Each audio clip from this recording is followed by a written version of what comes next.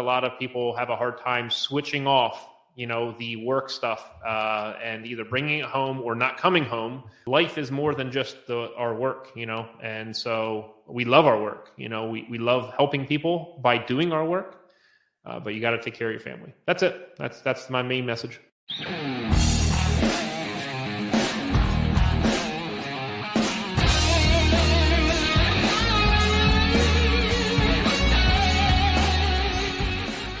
Hola, what's up, everybody? My name's Adrian Garcia. Welcome and welcome back to the Reliable HVACR podcast, brought to you by Jobber, my favorite CRM. If you guys need to get organized, better manage your business, Jobber is a perfect app for that. It's on your phone, it's on your tablet, it's on your computer, anywhere you have internet access, and you can invoice, quote, do your maintenance agreements, schedule jobs, get this customer hub where you can interact with your customers, send out reminders. It does so much for your business to help you free up your time at the end of the day. So if you guys want a free trial and discount, you can go to getjobber.com/reliable HVACR. Then we have VETO Pro Pack. I cannot tell you how many bags that I went through before finding out about this company with these high quality bags. If you guys want some good bags, some good tool bags, and really any bag you can think of, go to vetopropack.com. Ever since I've gotten their bags, they've lasted forever. All of our guys at our company have switched over to them. We've gotten them tool bags, backpacks, you name it, because VETO has it. So ever since I've switched over, my bags have lasted so much more. I love the variety and the different uses for these bags. I mean, you can get creative with it. So like I said, go check out vetopropack.com. Go look for a bag for yourself. Right now they're having a spring promo. It's basically buy one get one free, so take advantage of that. You won't regret it. Now if you guys are listening to this on audio podcast, Spotify, Apple Podcasts, wherever you listen to it, please leave a 5-star review. I would really appreciate that. If you're on YouTube, make sure you subscribe, like, and comment this video if you enjoyed it, and I hope you guys are enjoying the podcast. I really love doing this. Great way to meet and talk to a lot of these guys, get their stories out. And I appreciate you guys for tuning in and making this what it is. On this episode, we have the one, the only Craig Miggliacio from AC Service Tech. If you've ever looked up how to do something in this trade, how to hook up gauges, how to check superheat, this guy does it all. He has a couple of books on different steps in HVAC refrigeration. He has one on mini splits. He has a website that I'm looking at with resources, his books, articles and tips, quizzes that you can take to test yourself. Of course, his YouTube channel. And obviously, you can find him on every platform now: YouTube, Facebook, Instagram, X, LinkedIn, TikTok, under AC Service Tech. Super simple. You'll find him either way. So Craig is a great dude, loves to help others, was born to teach, basically. I've gotten to know him. I've met him. He's been a big supporter. He's just, that kind of guy that helps everybody in so many different ways, right? Helping to teach the HVAC trade to people, help train, and then just support others that are on all these platforms. He's a great dude. I really have been a fan of him for a long time. I'm super excited to have a sit down with him on my show, talk about, just, how he got into the trade, how he got into teaching, hobbies, just different things about Craig that maybe you didn't know and I didn't know. And he also started a Spanish channel. His books are in Spanish too. I forgot to mention that. I think it's great, porque es muy importante que tenemos gran información en español. So, si hablas español, tiene un canal, AC Service Tech en español. Go check it out. I appreciate you guys and enjoy the show. Craig, how are you? How's life? How's everything? How's it going, brother? Appreciate it. And thanks for having me on today. I looking forward to the conversations. Yeah, man, I'm doing pretty good.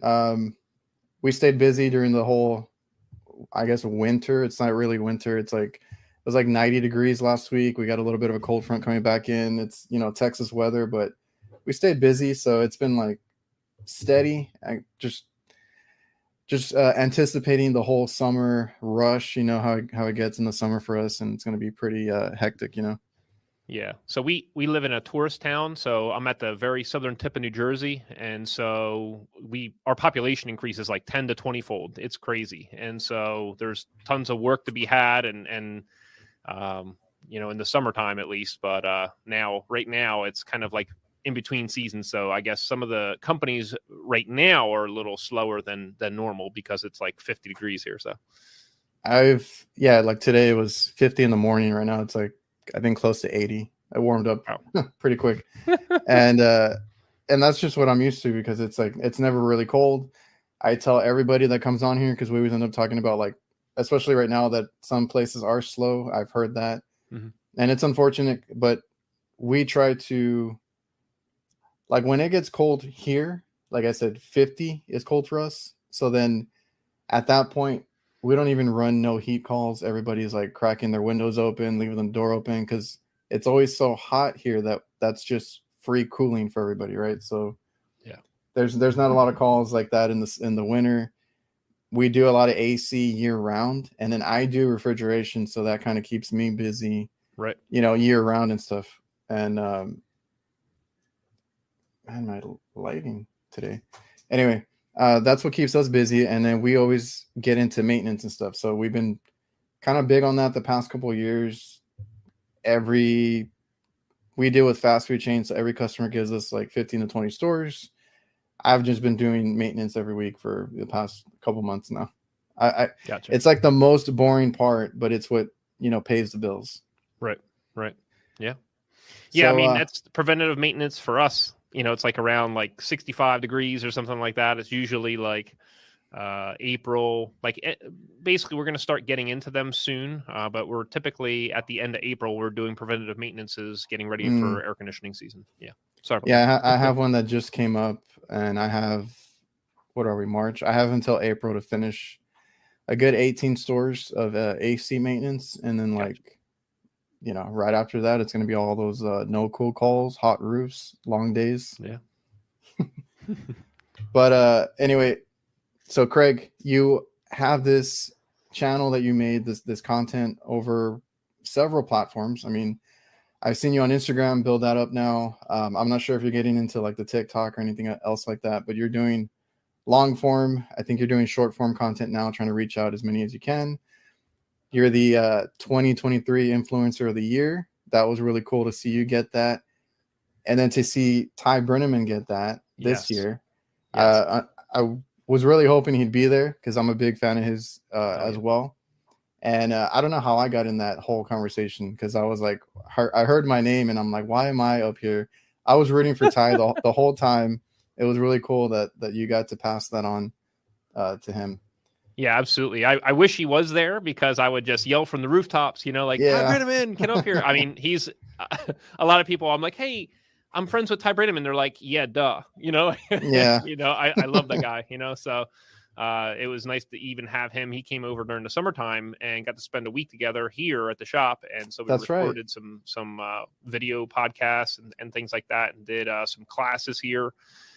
For some of the local HVAC technicians. And so that was really, really awesome. And I'm glad to see you getting lifted up there because at the Tactical Award Show, because, you know, you've been putting out a lot of different good content out there like a lot of the stuff that I see is LinkedIn, Instagram that I usually am like in my feeds, you know, like I'm paying attention and looking at you there and stuff like that. So that's really cool, man.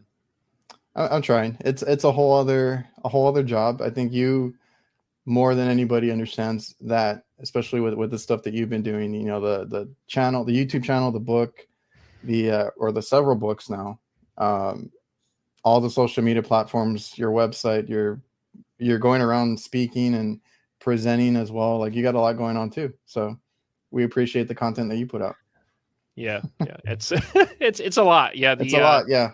the traveling and everything like that and getting ready to go and speak and things. I mean, I'm not the best speaker in the world. You know, it's just like, I have this thought of doing procedures. And if that's going to be able to help people out in the field, like that is really what I want to do. I want to be able to put things together in a good sequential manner. It doesn't have to be the procedure, but it's like, hey, here's a mediocre procedure, here's a good procedure, here's the bads, here's the goods of that thing.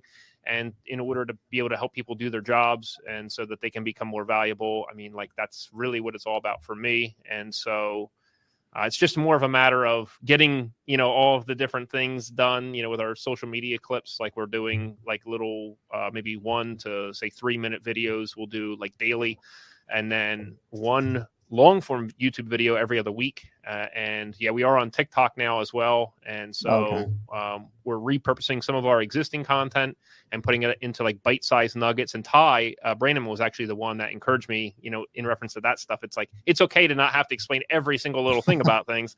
Just give them one educational like tip that can help them. So like, that's what we're trying to do. And I started on YouTube as well. So I've had that adjustment to do the quick minute or whatever it is that they want on TikTok and Instagram. Yeah. And I've had to kind of talk myself into it. Like, it's okay. Don't explain A to Z, right? Just go, point by point, whatever you need to make.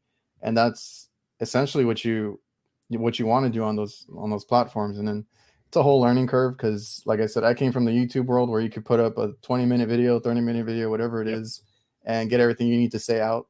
So I get that part. But of course, Ty would be the one to tell you, because he's everywhere. He's always he's really good with those nuggets too, because I saw him popping up on my TikTok and Instagram and stuff. And I'm like, yeah, this is great content. And it's true. Like, little nuggets of information that people can just quickly digest. And oh, I didn't know that. Oh, I didn't know that either. Or I learned something new. Like, that's valuable right there. Man, that was interesting. But you know what else is interesting? This podcast is presented by Local. Local works tirelessly to help HVAC contractors rank higher on Google. They use an attack methodology to make sure that contractors dominate their local service areas and increase their market share and generate higher revenue.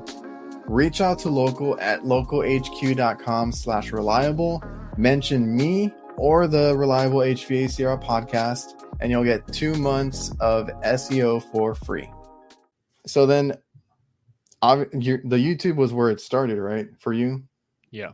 So February 2016 is when I got started doing YouTube. And so 2016. Yeah. and back then it was like a Logitech camera, no speaker, and then I stepped up and got a good speaker. And then after that, it was like I was filming on my phone, and then, different audio like transitions. And it was just like a multi-step process. It's like, 20 steps, to where we're at right now, or maybe much further. But it's a lot to put a video together. Like, these 5 or 10 minute videos that we're putting together for YouTube might take 3 days, so it takes a lot, and I'm not out in the field right nowadays. I'm just focusing on the educational content. And so if I have to do research, I'm testing on units that we have here at the shop, or we'll buy some, or we'll work with a manufacturer to get the technical data, or we'll get them and do the research here and things like that. And, so it just takes a lot, building our scenes, putting things together so that we can get the machine to act right in the same way we know it breaks, out in the field. And so it's also difficult on the other side of it when I was doing the videos out in the field on bad components or broken systems and stuff. And I'm trying to do a video, or I have to have the customer sign off on something. Hey, can I do this? And then, now my labor rate is kind of messed up because it takes me way longer to do the service call. And it's like, it's all just a big complicated things. And I'm like Ace Ventura out there calling all the animals to me, like, while I'm trying to do a video, and you got all these noises and everything coming at you, So it's crazy. It's a balance, because like as far as like the social media content, like I know firsthand, because I'm trying to build up my own across platforms, right? Like I said, I started on YouTube, and then once you dive into those other ones, like it's a different platform, it's a different system, style, all that. Like, it can still be your style, but it has to be, like you said, a minute or 3 minutes for a different platform and stuff like that. But like especially me as well, I know you put a lot into your videos. Like, I need it to look right. I need it to sound right. I needed all this stuff, and it takes days. It's not like I just record something and post it. So like, I get it on that front. Now, when you started your channel, that was going to be one of my questions. Like, what were you recording on? You mentioned the Logitech Like you went out and got a camera and just started filming some stuff and posting it to YouTube, or how did it start, or why did you start that? Yeah. So a friend of mine was saying to me, we were out to dinner, and he said, "Oh man, if I knew some things about construction, I would totally be putting YouTube videos out, instructional videos. It just seems like it's just taking off, that kind of thing." And I was like, "Oh yeah, that's cool." And then I was thinking, with my HVAC high school students, because I was teaching high school HVAC and green energy in the local county technical high school. I was thinking, oh, maybe I can make videos and I could utilize them for like substitute lessons. Inevitably, I would get sick like 3 times a year just due to being around everybody that was sick, I guess, in the schools. So I just started. I did my first video was like on gutter downspouts and cutting them like with tin snips or something like that. And that still gets like several hundred views every day still, like from 2016. It's kind of funny. I actually dove around and found those, and I saw that video that you're talking about. Yeah, they're still up there. Yeah. So I just started doing it, and I didn't know how to cut anything or anything like that. And I just used a Logitech C920 camera. It was like 1080, and I used Movie Maker, Windows Movie Maker back in the day, cutting up. I mean, it's so ancient nowadays. I'm, if you want to call it, embarrassed about it, but it is what it is. Like you have to start somewhere.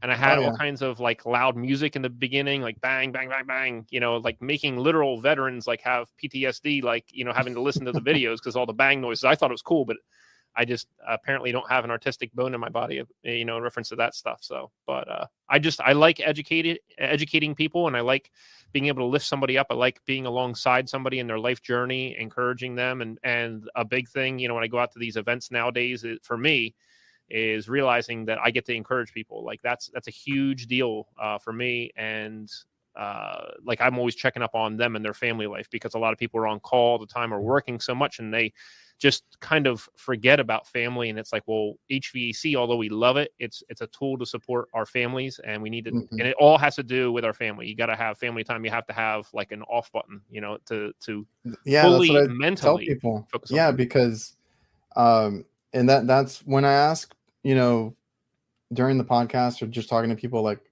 about like hobbies or free time or stuff like that, it's always family oriented, because I think a lot of us, especially in the trades, value the family time, trying to make that time for family.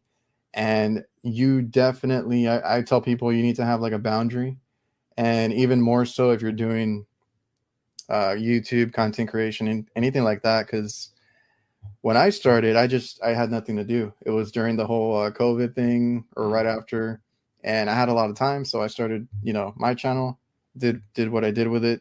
But HVAC, it's a lot to deal with. It's a lot of frustrations, being out in the sun, stressful, hard on your body, all those things. You just, and Ty did a really good job of explaining it to me, because he's like, when I go to work, I leave all my family troubles or issues or whatever it is, I hang it up on the door before I leave. And then he's like, when I get home from work, I leave all my work problems, issues in my van before I get into the house. So like, yes, there needs to be boundaries. If not, you're going to go a little crazy there, because, mixing the two is hard. Setting boundaries, turning it off, whatever you want to call it.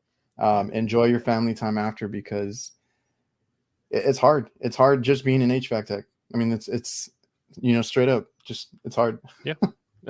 Absolutely. Okay, hold on real quick. Do you guys know who the inventors of the fluorescent leak detection is? Trusted and used by many manufacturers for over 70 years. Well, this podcast is sponsored by SPECTROLINE Leak Detection, the highest quality and brightest fluorescent leak detection products on the market. A2L compatible. Get the job done right with their 2-in-1 premium UV dye and powerful AC sealant Glow Seal. I've actually used it. You can extend the lifespan of your equipment, find and seal the smallest and the hardest to find leaks. It works 24/7. Once it's in, it's always on. This product works when you're not there. The only focused leak detection company with success in many industries, because believe it or not, it's in most vehicles out on the road right now. So if you guys want to find out more, go to spectroline.com and let me know what your favorite leak detection method is. So then You were teaching HVAC when you started your YouTube channel then? Yeah. And those Yeah. were just your backup. Like if you were out, you had a video to put up for the kids or something. Yeah, and I did. That's what I was doing, and I would ask them to give me, you know, a certain amount of things that they found interesting or new to them, you know, as a substitute lesson, because it's weird when you in a school when you have a substitute, they oftentimes don't even have access to like the computer system and things like that, and it's like, well, what are the students really going to be doing? And it's like, oh, I can continue teaching them still. You know, I don't know if it's the best idea or not, but that's what I did. And so yeah, no, so I started doing videos. I did maybe like 50 or 70 videos, and absolutely no traction on YouTube, you know, several months, 3-4 months. And then all of a sudden summer came, and it just kind of started taking off. And I was like, whoa, you know, what is this? And then people started making comments, and they said it was really helpful. And I was like, oh, really? That's cool, you know? And that really encouraged me to continue making the videos, and just how many people it was helping. And a lot of people would also call me out on things that maybe I wasn't saying exactly right. I learned a lot, you know. So what you notice is anytime more than one person says the same thing to you, it's probably true, you know. Yeah. And you need to start thinking about it more so. And so a lot of the ums and ahs and even vocal problems that I had and tendencies, and even talking about like delta T and how I was discussing it as far as I called it the difference, but it wasn't the difference. It's the change in temperature from the return to the supply. A difference would be two different temperatures on two different mediums, and so you're comparing them. But just little things like that helped me get better. And so yeah, I was teaching during the daytime, and making videos and teaching with the adults at night. I still had my business. I was running service calls at night, doing change outs on the weekends, and sometimes you're doing like 16-hour change outs and stuff like that, because they're duct work and other things that need to be taken care of. And I'm like, I have to get it done, because I got to go back to work on Monday. You know, I can't be playing around. But the reality of it is, you know, your family is most important. And I was trying to balance all of those things, and also writing a book then too as well. So, which I've never written a book, and I was not that good at it. So all But that, then, yeah. or was it around the same time? Yeah. You had all that going on. Dang. Well, I ended up getting mono. I got burnt out, and I couldn't think past like 11 a.m. And this was my 6th year of teaching, and all of a sudden my mind wasn't functioning anymore. And, you know, lack of sleep, and, you know, you're just around, I guess, you know, sick kids and stuff like that. Not all the time, but inevitably in a school, you know, you're just around it. And so that took me out pretty bad. And so after 6 years, so is at the 3-year mark when I started doing the YouTube videos, and at the 6-year mark, I had to kind of pull out of the school, and then I just focused on the educational online channel, and that was 6 years ago now. So is that right? Something like that. So yeah, it's been years. It's been a while. Yeah. But yeah, and that's like you said, the school is inevitable about getting sick, because that's the only time that I get sick is when my kids come home sick, and then they get me sick. I mean, that's just what happens. I think that shows how much you enjoyed teaching, as you're worried about when you're not there, if they're still getting their education, their lesson, whatever it is. Because honestly, like whenever you hear a substitute teacher or anything like that, like what do? Like it's usually a free day, an off day. You don't get to do much in the classroom. So the fact that you got to put out videos to start that is really cool. Shows how much you wanted to teach. And then when you started, or when you broke away from like teaching in person at the school, and you focused on online education, was that already like gaining a lot of traction? It was kind of one of those things where I figured I had my construction company. It was half carpentry, half HVAC, but at this point I was mainly just taking on my HVAC customers, and only my really good clients anyway with that. And so I had that to kind of continue to work with, and you know, want to call it fall back on or whatever. And I was a Bryant paint dealer. And so we did that. I was continuing to write the book, healing from the mono, which literally my mind was not functioning. That was like several years after that. It was still like messing with me, you know, with my clarity. And that affects everybody differently, but I guess it just messed with me pretty bad. I didn't have that much mental capacity to begin with. And so it really took me down pretty good. And then I was continuing to write the book and work on the book, and I kept making the videos. I did make some income from like YouTube advertising and things like that, but it's, not much. And what really helped is once we did get the book out, that I didn't realize how important that was for people. I was just thinking, hey, if we sold 4 books a day, the refrigerant charging and service procedures for air conditioning, we published that in May of 2019. And I was thinking, hey, if we could sell 4 of those a day, that would be absolutely fantastic, And so we sold a lot more than that. And so that was the main thing that was able to support AC Service Tech in the early days in order to then grow. But that thing took 3 years in order to make, and, different illustrators and layout and editors and just word for word. I mean, it took almost a year to just review that thing, just to make sure that what I was saying was actually absolutely correct and what I meant to say. And even back with the school, when I got hired at the school, I was concerned about passing on things that weren't absolutely true, that were just maybe passed on to me in the field. And I was doing experiments at night and staying after, the kids left and things like that, doing tests and everything like that, and formulated these like guides and things like that, that inevitably ended up making what is now the refrigerant charging book. I would just try to figure things out and all that. And that really helped me to really understand what's going on, because I didn't go to an HVAC school myself, Okay. So I didn't have that background knowledge ahead of time. But now I look at it as a plus, because it made me have to dig deep in order to figure things out. Yeah, that was going to be one of my questions. So you didn't go to an HVAC school yourself, right? No. How did you get started in the field then, getting into HVAC? So out of high school, I went to 1 year of college, and I decided I didn't want to pursue it any further. I went for like mechanical engineering, and I was like, you know what? I just want hands-on. And so then I went. I did electrical engineering, or that's what I tried. Okay. How long did you go to school for that for? Like half a year or a year. Okay. And then I found out about HVAC and I got into that. Yeah. Back when I graduated high school in 2001. And back then, everybody was calling you an idiot, basically, if you didn't go to college, and so I'm like, oh, I guess I guess I should go, and so I went for a year. I decided I wanted hands-on. I went to a for-profit school, realized that school is really just trying to take my money and not really teach much. And I was angry about it. So I was like, I'm done with that. And then I decided, thinking about things, what is going to keep me busy, what's going to always provide work for me and my future family and things. And I thought, well, everybody has a furnace and air conditioning system. Everybody has a water heater.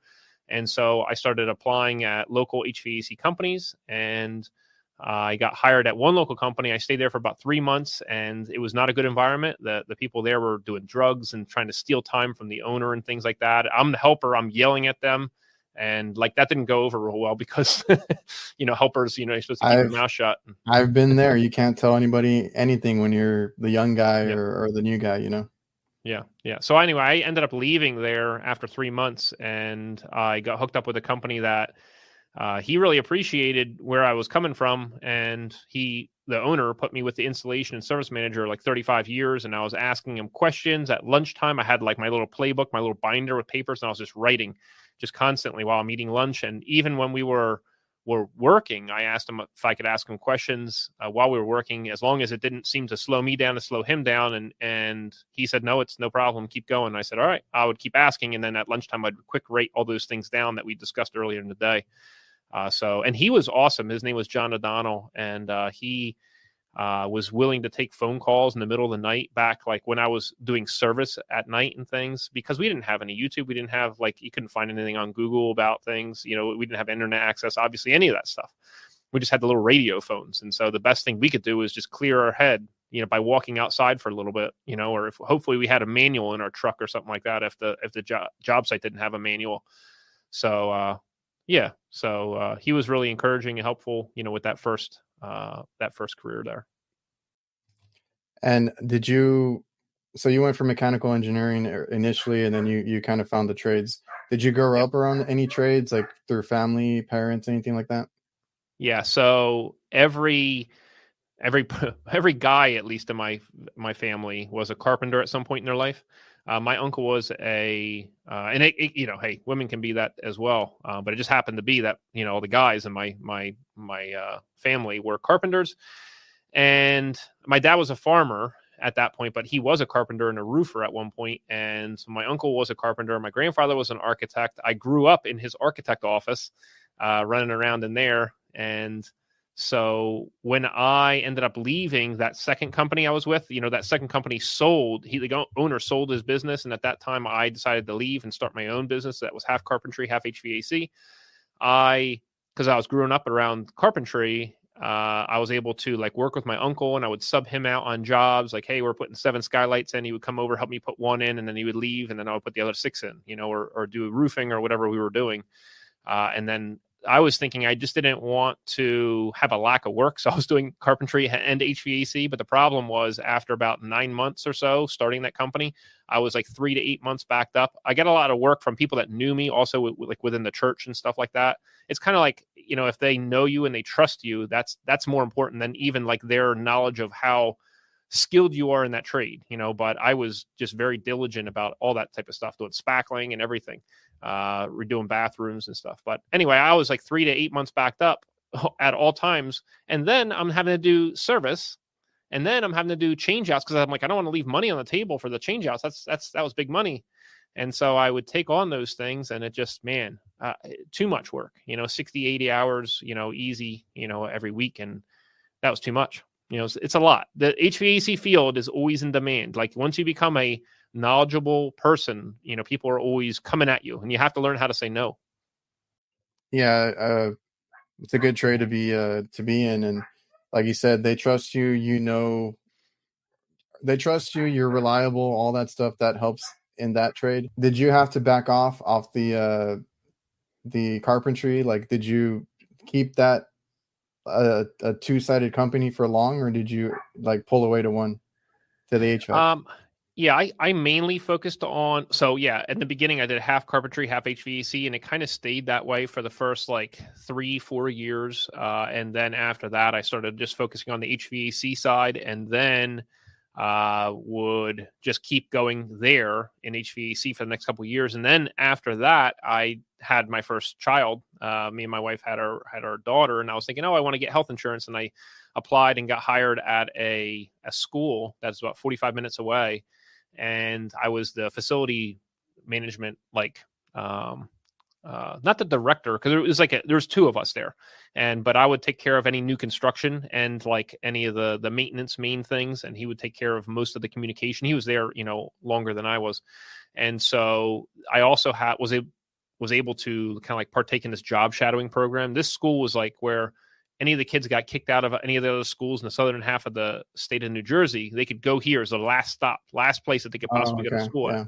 So they had this career program. So if I was doing something that was somewhat safe, I could have one student shadow me, and I really, really enjoyed that. And so I liked to do that, and then started going to trying to teach at night at the local county technical high school for the adults. But anyway, I just kept on my HVAC clients while I was doing that job. Just my really, really good clients. I had a couple campgrounds that I dealt with. I had just a lot of decent, good clients that really cared and I trusted, and everything was good. So I would just try to keep them on. So did you always prefer the teaching versus, running your company, doing the service? Oh, absolutely. Absolutely. Yeah, that's your calling. Oh my gosh. Yeah, absolutely. 100%. No, it's not even a preference. It's not even it's what you're made to do. It's so, I might not be the best teacher in the world, but if you care a lot, then you can kind of overcome a lot of things. And so I think teaching really if you care, you will learn how to do things very, very well, even if you maybe are not, say equipped easily in order to do things. I feel like I have to work way harder than a lot of other people at different things. And it's just the way my life is. And that's okay. And it's just a matter of how much you care. So I care about these kids. I want them to be able to have these knowledge and tools and know how to communicate well and how to do these jobs properly, so that once again, they can support their family or their future family well, because life is hard enough. Like, kids is hard, marriage is hard, work is hard. Like, if you can at least take one of those things off of their plate, meaning like have them become valuable, very valuable. And it's also like a self-esteem thing as well. Like, that's what life is all about. I feel like no matter what you do, like this is what's the most important. Yeah, and even like myself posting online and stuff, it made me more conscious and want to seek out more answers and why and this and that. Not saying that I wasn't like that before. I thought I was, but social media made me realize that I should go a little bit more above and beyond, you know. I've met you in person. You're super nice, super humble, but I feel like you said that you were not, you had to work on your speaking, your speech, your presentation, basically, right? So like, how did you, is that just from repetition? Like, how did you get to that point? Because I had to deal with that too, because I am like an introvert. I had a hard time, you know, even like listening to my own voice. Like, I don't like listening to my old videos. Like, I feel like I had to improve on that, you know? So you want to know the secret? Yeah. The funny thing is, we're all introverts. Like, everybody that I've ended up like finding out there, like anybody, you know, whether it's Ty or Brian or anybody, like, it's like a lot of us are introverts, you know, and so it takes a lot for us to get up and talk to somebody, and it takes a lot out of each of us as well. Like, and I don't want to speak for them, but like, just speaking for me, you know, after doing a convention or doing speaking and stuff like that, I am completely wiped and exhausted. And sometimes, you know, people want to go out to dinner and stuff like that. I'm like, you know what? I need some time. You know, I just go back to the hotel room or whatever and just kind of relax, talk to the family at back home, and just kind of take a chill for a little bit. And I might take a little nap, and then you can kind of get back up and go ahead and do it. But Okay, so it's not just me, because I'm like that not. to a T. No. Well, that's the weird thing. It's like, I don't know, maybe people that are naturally want to go do that. Like, maybe people don't want to not want to listen, but like, I think an introvert has to go through so much more to go do something. And I think people like appreciate that or something, you know, and once again, it doesn't matter if you're an introvert or an extrovert or whatever. It's just, I think it's more of a matter of how much you care. So like, if it takes a lot for you to get out and do those things, it's just, I think people are just appreciative of that. And also, when you go out and do those things, I realized, because I always like go to those things with like maybe, if you want to say, a lot of pressure, like, oh, I have to save the world in this, basically, you know, and in this topic that I'm doing or whatever it might be. Well, But the I was reality of going it, to ask you, do people expect you to know like everything? yes, but that's okay. Like, I don't, and I just tell them that. And you just say, yo, give me a break. You know, I'm Yeah. just doing this. Or But what I I'll was gonna, find the answer, right? Like, that's another thing. exactly.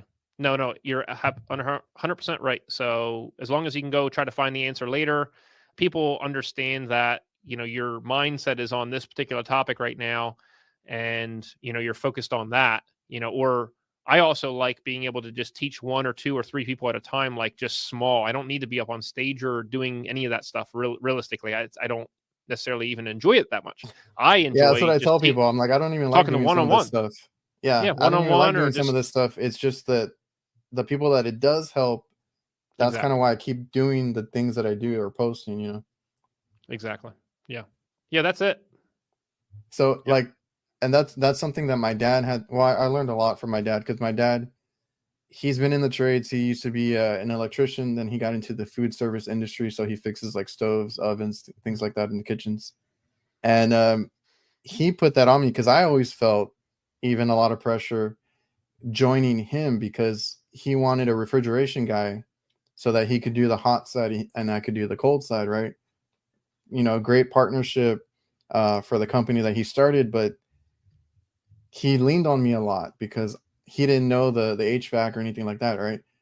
And I was like, I don't know everything. Like, I went to school, I got some experience beforehand, I got my license, but I still didn't know like half the stuff that you're expected to know when you get out there, and you're a contractor and all that. So like, he had to like instill that in me, like, it's okay, right? Is if you don't know, just be honest. I don't know Yeah. it, but always you got to put in the effort to go find the answer, go find out why this happened or what's going on. Like, and that's the thing that I took, because after work, and it would kill me if I took all day on a unit, or I couldn't figure something out. Like, it would eat at me, right?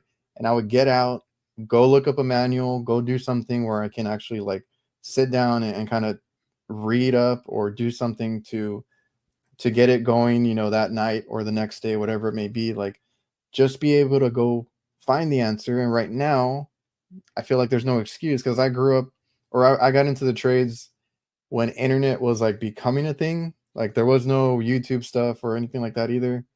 I was in the field right around 2009-ish.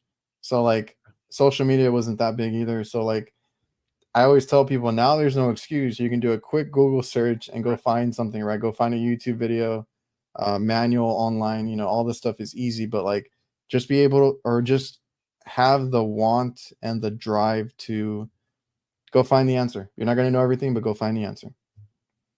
Yeah, no, absolutely. It's, I had students in the school that would ask me questions that I didn't know the answer to. And that I'm like, oh man, darn it. Now I got to go figure it out, and you don't know all the answers. And a lot of people that ask in the comment section on YouTube, Yeah.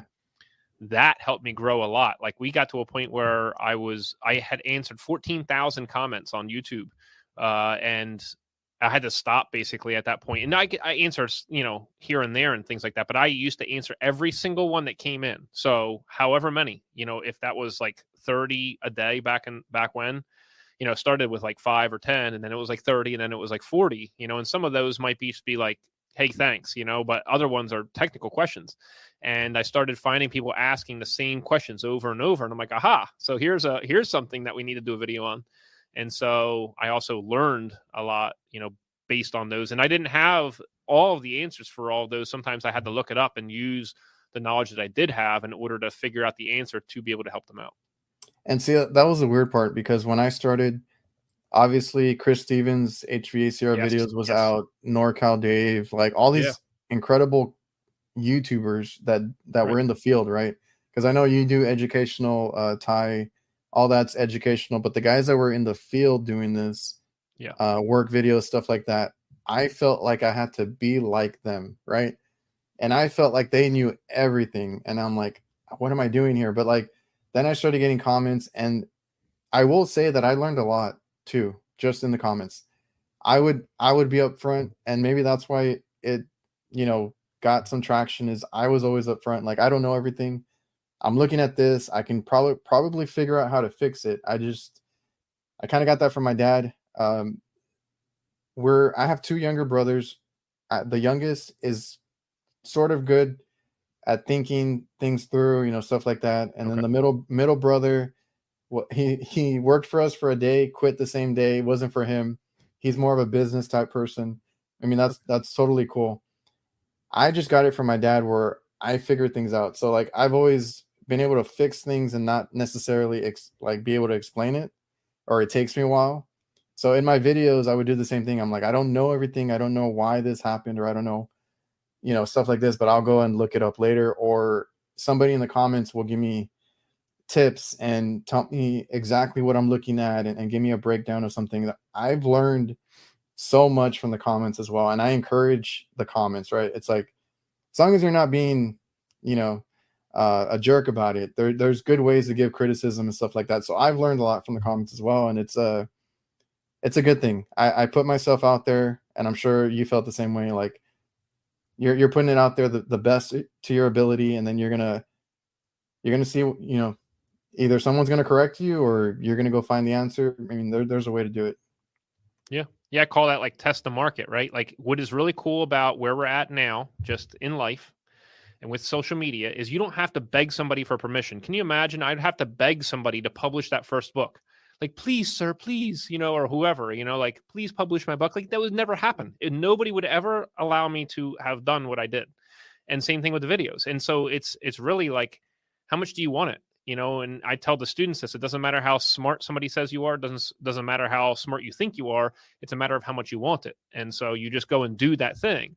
let it, like let the market test it. Like if it's going to help people, it's you'll see the feedback immediately, or maybe after 6 months or something like that. Like, so, see if those videos are helpful. And in reference to Chris Stevens, I have no idea how his brain works at all. Like his brain is ridiculous. And same thing with Brett Wetzel. Those two guys, like I got together with them at AHR and just sitting listening to them, and I just keep smiling. And Brett's like, "What are you smiling about?" And I'm like, "Dude, you're amazing. Like in your mind, you know what I mean? Like you're crazy. Like I know, in a good way. They like, go off on a tangent. Yeah, they go smart. off. Yeah. They go off on this tangent, and I'm like, it goes over my head sometimes, and I'm like, explain that again. Like walk me through that. But like what Chris does, yeah. No, and then you talk to them, and they're like, "No, I don't know that much," or this and that. They're super humble guys, but they're definitely really smart. Like I said, I don't know how that works, but they have a lot of knowledge, and it's good that they pass it on to people. Absolutely. Yeah. No, Chris. So the way Chris does his videos, I can't do that. So like what you said, like you have to do things the way that you can do them, or the way that you feel is going to be helpful to people. You can't emulate or be like somebody else. Like you are you. And if you try to be somebody else, that's what's going to get you in trouble. And that's the thing. Like I can never do what Chris does. Like that's crazy, like, and also to your point earlier, by the way, remember like the whole like humble, whatever thing, like, or like introvert, like I didn't even have my face on the screen when I started on YouTube for the first like 3-4 years. Neither did I. I didn't want to do. Nope. I was like, I don't have to show my face. Yeah. I thought the same way. I was like, I don't have to show my face. I don't have to. I don't even think I talked. I think I had text on the screen or something like that. Okay. And I just did not want to do that. And then like it gained a little traction. But yeah, I found myself, or I guess, I don't know, in trouble, but like just overthinking things. Like I got to be like him. I got to be like him, or I'm not him. I can't do what he does. Like, what am I doing? But like, I tell others, because there's a great community on basically on all platforms now, right? I've seen the TikTok community, I've seen the Instagram, the YouTube. Great community where more people want to share knowledge, share what they do at work. Like that's all helpful. I tell people all the time, because some of them say that they do the same thing every day. It's fine, even if you're changing filters, you're an apprentice. Like somebody needs to hear that, somebody needs to see that or relate to it. That's the main thing. And if you can show them a tip or a trick, even better. Yeah, this HVAC community or HVACR community is amazing. Like it's crazy. I would have never thought that there's going to be so many caring people out there on online social media, and also like at events and things like that, and presentations, and just everybody's investing in other people. Like I would have never, ever, ever thought that when I started out. I just thought everybody was going to be like rude and crude kind of deal. Which was like some of the new construction sites that I was on when I started out. I was like, oh man, this is rough. And well, yeah, because I would experience that too in person. Like I always say that people viewed you as like competition, either company to company or in the company, as far as like you taking their job or something. There's always that aspect of it. Like they want to think of you as competition. So why are they going to help you? Whereas now it's a little better in the field now too, but like on social media is where I've seen it. Like everybody is encouraging, helping others. It's amazing. Everybody knows each other too, because like it's cool to. So I've been to 3 AHRs, like Vegas, Atlanta, and then Chicago. The first one I went to was very overwhelming because I had never been to anything like that. I took my brother with me, and it was rough, but like. The cool part was that I knew people, right? I knew Ben. I hung out with Ben and Lance Solderweld. I hung out with a bunch of guys there at that booth, and that's what made it cool. Going and actually knowing people there. So then every year it's gotten better because the group has gotten bigger, and you get to have more fun. Like this last time in Chicago, I didn't really do much around the city because it was cold. I mean, there was no way around it, but even at the AHR Expo, like I was more interested in catching up with people than like actually going to the different booths, right? Like I'll stop by, look at something cool, see if anything new came out or anything like that. But like I was just caught up with talking to everybody. That was the coolest part of it. Yeah, no, it's all about people, right? So even though we fix machines, everything is all about people. And so not this past year, but the year before, that's when I met you Oh in yeah, person for the first time. We didn't get a chance to talk. I think we were just running around at that point. I think we We got had a a schedule to picture. be on. Yeah, we Yeah, I did. think we Yeah, got a picture, and I was like, oh yeah, like yeah. I love your channel. Um, Oh man, but I will use a Brett quote. He says, "I don't like people." So I've always been like that kind of I don't think person so. too, and I've had to open up. Yeah, I know, but that's what he says. Yeah, Um, I've had to open up too, and to your point earlier about being in, like when we're talking about being introverted and having, like I always have to explain, I have to get like amped up or hyped up or just prepared when I have to go around a lot of people. That's just the way I am. It's exhausting, like you said. Afterwards, I'm like, man, I just want to like kind of kick back by myself and get away from it. But I have to get prepared for that kind of stuff. So like going to these shows, it's a little overwhelming, but it's cool that you know people that makes it a little more comforting. And then I've always had this thing where I don't like big crowds, so I've had to get over yeah, that too. right. Yeah, That no, gets same to me. thing. Yeah. Yep, yep. So then we mentioned the book. The book you said took about, what was it, 3 years? The refrigerant charging and service procedures for air conditioning book took 3 years. The inverter mini split book took 2 years. So like, And then we also translated both of them into Spanish. And that yes, I know. each of those took 8 months apiece. How do you like? Do you have a team with you that helps you do all this? Because like I can imagine writing a book. There's a lot of checking, like you said, proofreading, Oh like yeah. just making sure you have the right information, all that stuff. Do you have a team with you that does that, or how do you fact check all this stuff, or is it just like as best as you can? Yeah, so there's like 9 people, that there's like 5 or 6 people full time that basically work with AC service or work for AC service tech. And then we have some different part-time people and some subs that we work with, and some contractors and things like that. And then we also have, our friends and things like that that are willing to read our books and just fact check and all that type of stuff. So like Ty So read people, oh, I'm sorry, but do people like contractors then, like you said, they help you with in the field stuff or anything like that? Because I just talked to Tony from Field Piece, and I think they do ride-alongs for like their training stuff to make sure that they incorporate like in the field stuff. I meant when I said contractors, I meant not HVAC techs out in the field. I Oh, meant like illustrators and graphic designers and things like that. Sorry about oh that. yeah, because the Um, the yeah, visuals are yeah, everything. yeah. So we have just different people that are helping, but really it comes down to just the prior knowledge of whatever's in the field. And like the first book, I was actually calling around with different manufacturers and things like that at that time, and we just didn't get anywhere with anything. So I'm like, all right, well, we're just going to make all the graphic design images ourselves. And what's, it's kind of like the same thing with the state of New Jersey. I contacted them to try to get my HVAC teaching license, and it was like, no. It's like, what do you mean no? You know what I mean? I'm following all your steps. I've got this prior learning, like all of this prior learning, and you say I only have to apply 4 years to get a teaching license. Well, I had to go back and get an associate's degree and apply for 2 years of my work experience when I worked for somebody else instead of just my self-employed. And then I had to go get an associate's degree. So it's like, you don't want to let, So that sounds like my contractor's license. yeah. Oh yeah. It's essentially the You same had to go thing. get an associate's degree for that. Well, like I didn't have to, but it counted for a big Okay. chunk of it, and then you needed Okay. the experience, and then you go take your license Okay. test.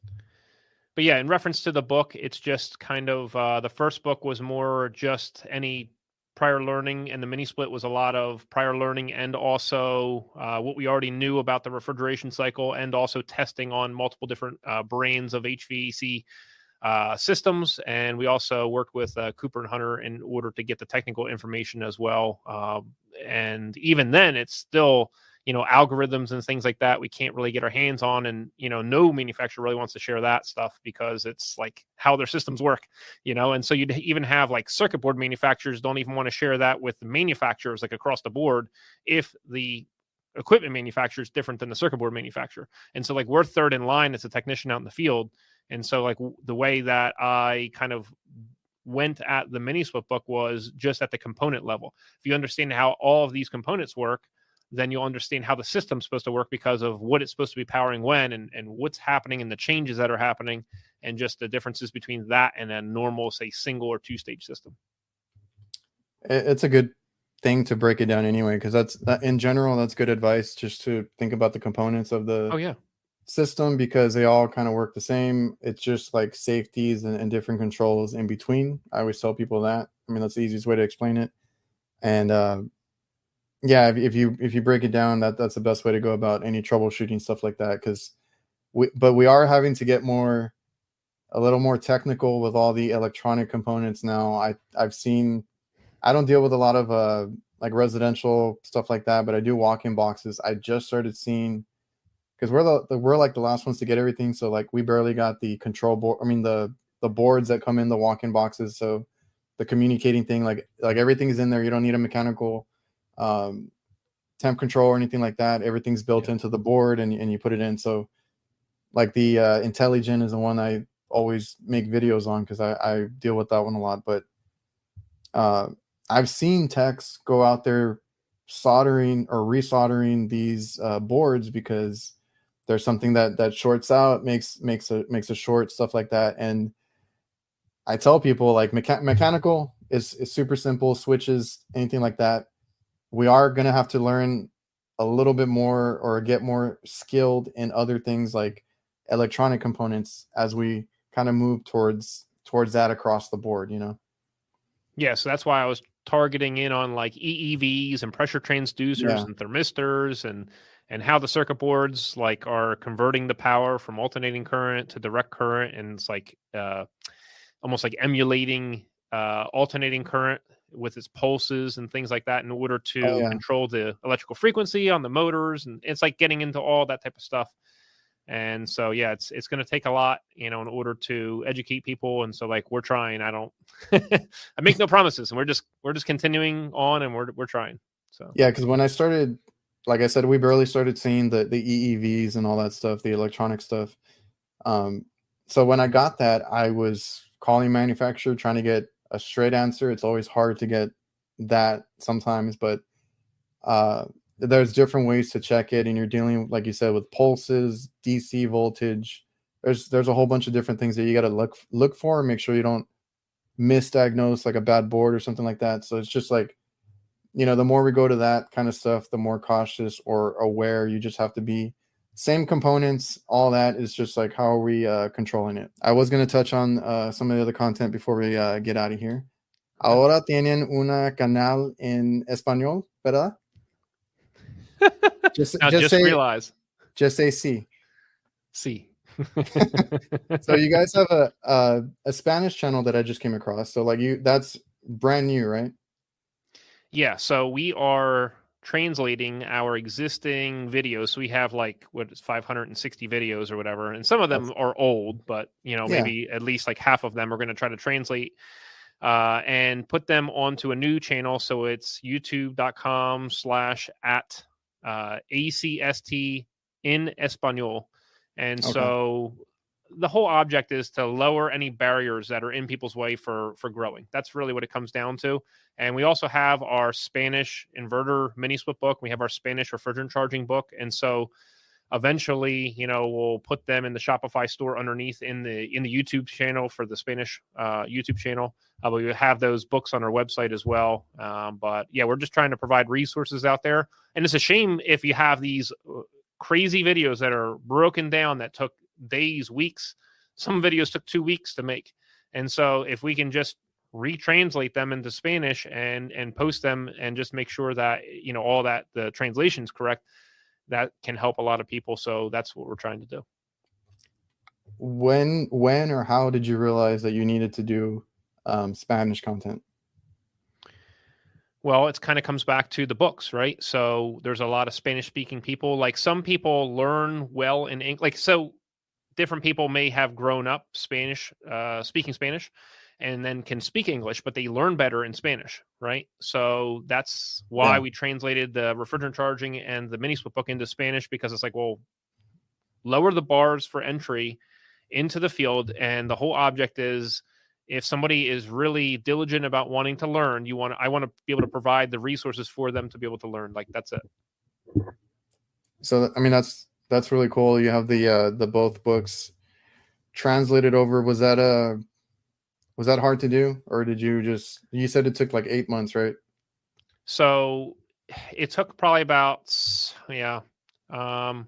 maybe 6 months, 5-6 months to have it translated, and then about 3 months to re-input it into the existing book structure and make sure everything was where it needs to be. And so with the translator that we used for that, it's not done in-house. I'm not a native speaking Spanish Yeah, I was gonna ask you that. I was like, spoiler alert, if anybody's listening, Craig is not doing it himself. Yeah.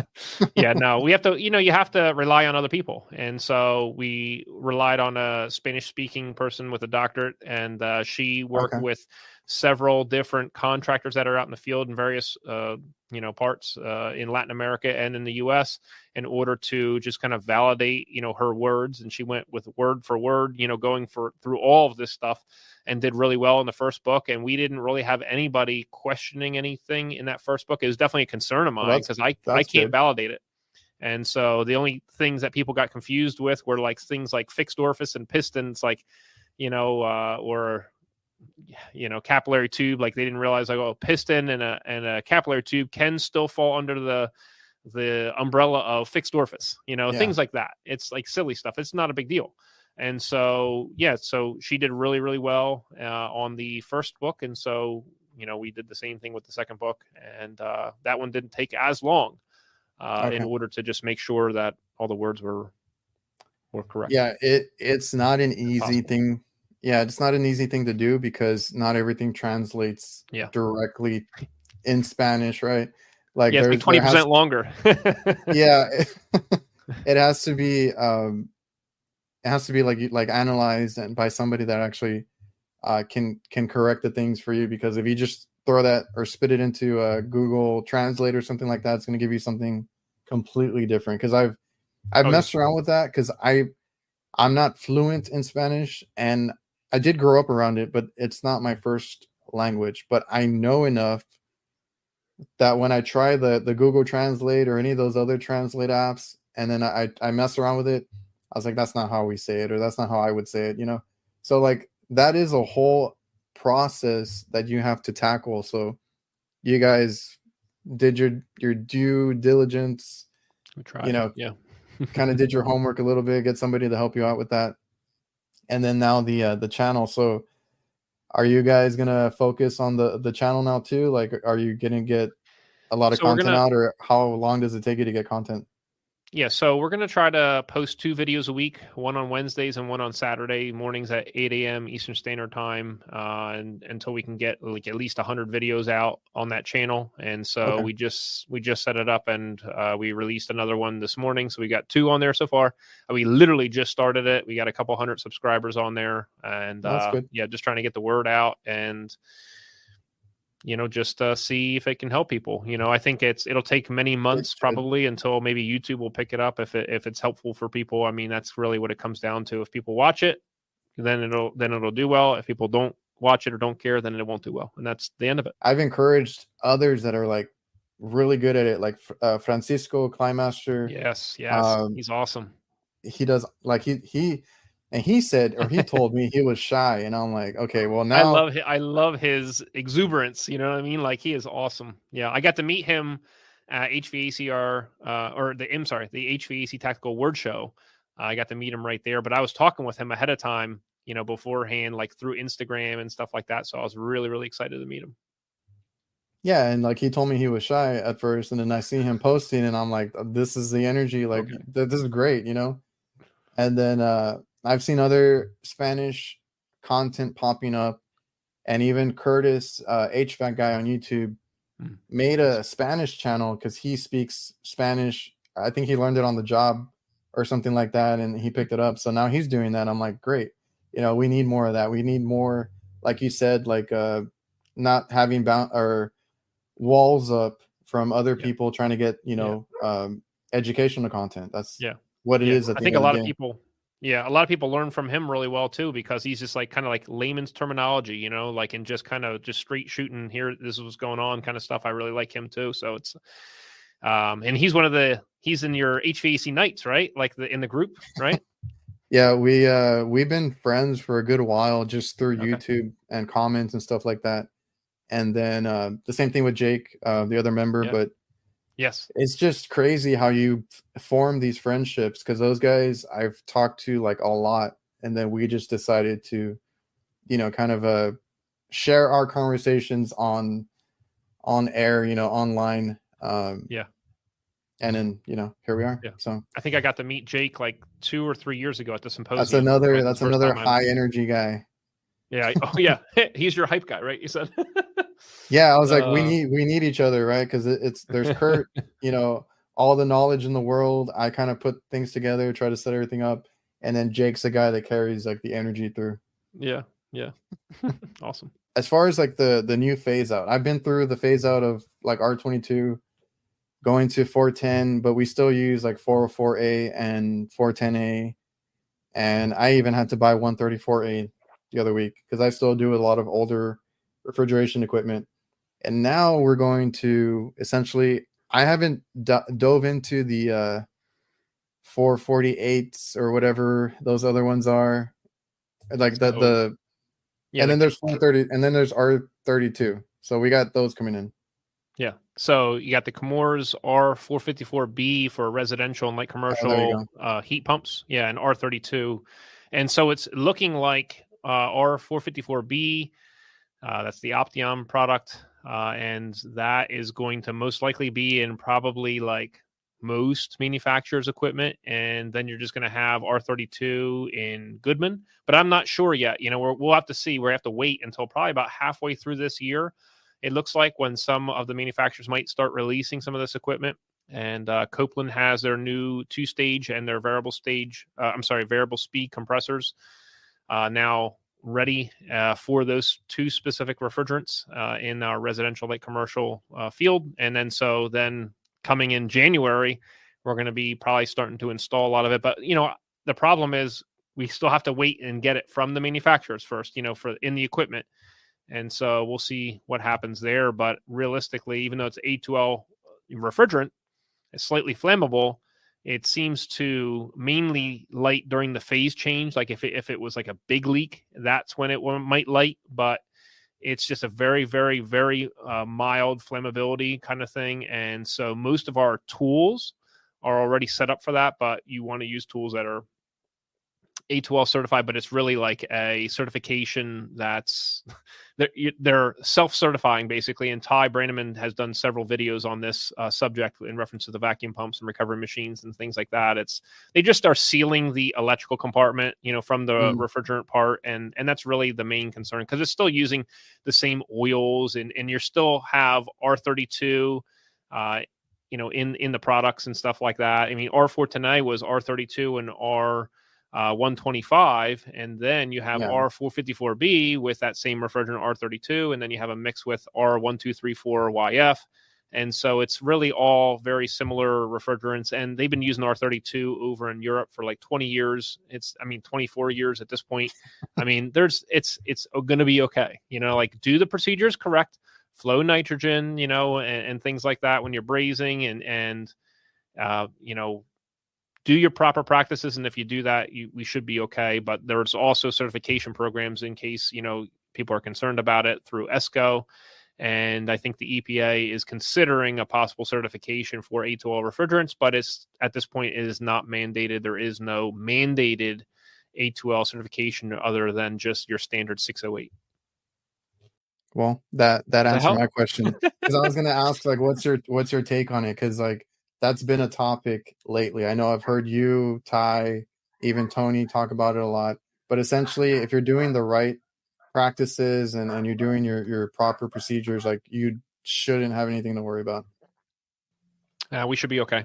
R32, it's a single component refrigerant. It's going to be easier for the PT chart or pressure temperature correlation. But R454B, that is a blend. And the reality of it is, we're working with digital manifolds a lot of times now, and probes. Really, a lot of the times we're trying to get away from the hoses due to possible cross contamination of like old oil in the hoses. And really, it's not even cross contamination. It's just like old oil left in the hoses. And if you have your hose open, like in the summertime, you have humid air is getting in there, mixing with the oil, and then you have acidic oil. And if you try to then put refrigerant into a system, you're putting acidic oil into the system. Like that's what's happening. And so like we try to keep our refrigerant hoses closed on the ends after we're done working with the refrigerant, so that we don't have any, bad oil in the hoses that we can accidentally put into the system. But the whole point of it is, with the digital manifolds or even the probes and things like that, you're going to have your automatic PT conversions, pressure to temperature conversions, for even your blend refrigerants such as R454B. And then you have for refrigeration R454A and R454C. You'll have that coming out too. I need like a whole wall for all these refrigerants, because that's the only bad thing with doing both HVAC and refrigeration is I have double to carry. So for a long time I had to carry like an R22 replacement, right? We were using 427, 407C, so many replacements, and then the 404, 410, and 134, and my recovery tanks, like it's getting a little out of hand at this point. But to your point, that's the other thing that I've learned is when I'm posting and getting messages and stuff, I talk to a lot of guys that are out of the country, overseas and different places like that. And they always make fun of us because we're so behind on this kind of stuff. So it's been out there, just not here. Yeah. Yeah, no, it's like I said, we have family over in Sweden, and we were visiting there like 10 years ago, and they have R32 mini splits all over the place. It's like, it's okay, guys. it's okay. Yeah, man. So we touched on, like you said, turning it off, like getting out of work, turning it off, all that. What do you do when you are off the clock? Any hobbies or anything that gets your mind off of HVAC or, the social media? Yeah, it is hard because now we have a social media. It's like whatever social media company. That's crazy. That's ridiculous. And I'm not even a social media person. I didn't even like social media at all. I didn't even have a Facebook, before doing any of this stuff. I was the same way. And so, but the whole point is, if it helps people, that's what I'm willing to do it. But besides that, and checking on your phone and things like that, basically we try to do a lot of outdoor activities. Me and my son like to do hunting and fishing, and we like to do spear fishing and scuba spear fishing. So a lot of outdoor activities. That's kind of my thing. That's what I enjoy doing. And so I get to spend time with my son. My daughter, she likes to draw a lot, and she's actually like learning different languages on Duolingo.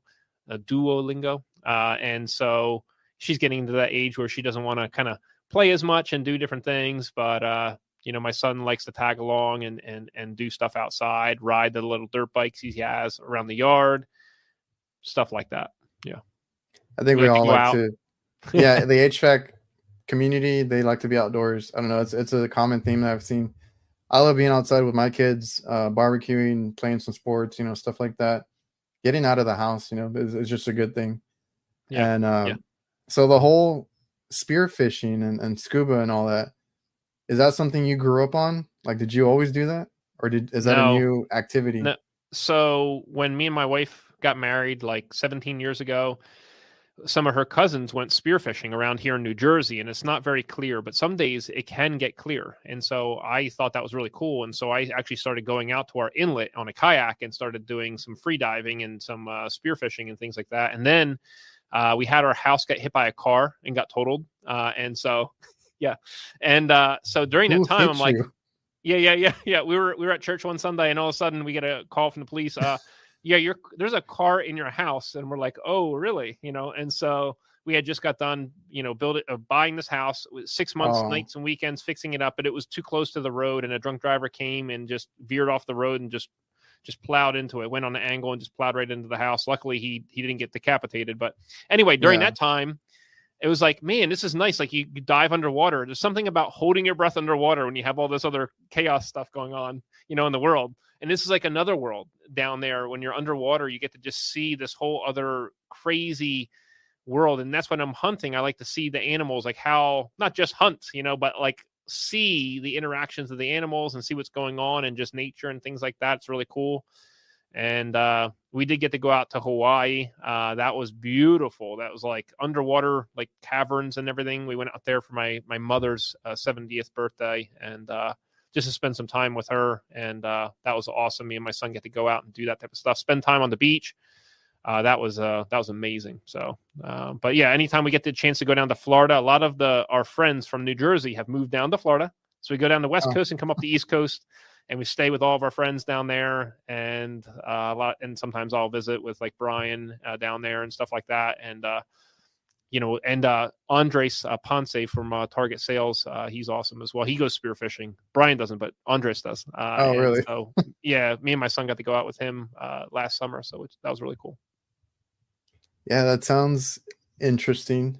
We have a lot of like hunting and fishing around here too, and I like being outdoors. So I totally get like what you said. Like you're in your own little world when you're doing that, right? Like you said, you're underwater.